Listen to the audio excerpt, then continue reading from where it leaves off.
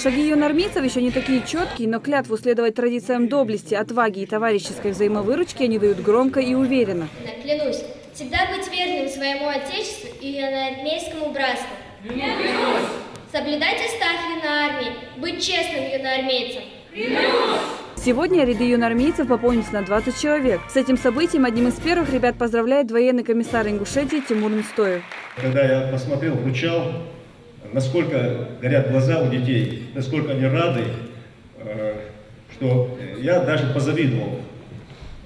Я думаю, в остальных школах тоже, наверное, где-то и возьмут этот хороший пример и будут подражать. Естественно, военный комиссариат, я лично буду прилагать большие усилия, чтобы у нас в республике это движение процветало. А со зрительского зала за новобранцами наблюдают юнармейцы-старички. Хеда Картоева получила заветный значок еще 2 года назад. Ее участие в юнармейском движении вовсе не удивительно. Вся семья связана с военным делом. И Хеда планирует пойти по стопам родных.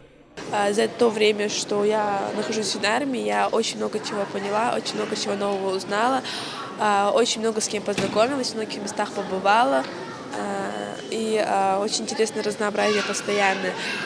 Я поняла, что такое патриотизм, что такое беречь свою родину, что означают эти слова.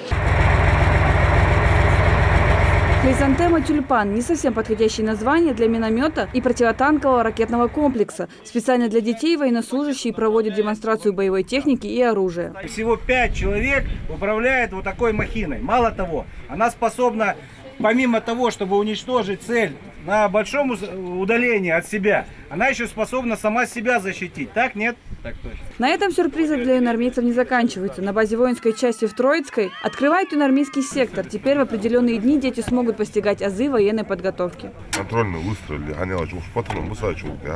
сюда, корпус на уровне 60 градусов, вахтежи, автомат,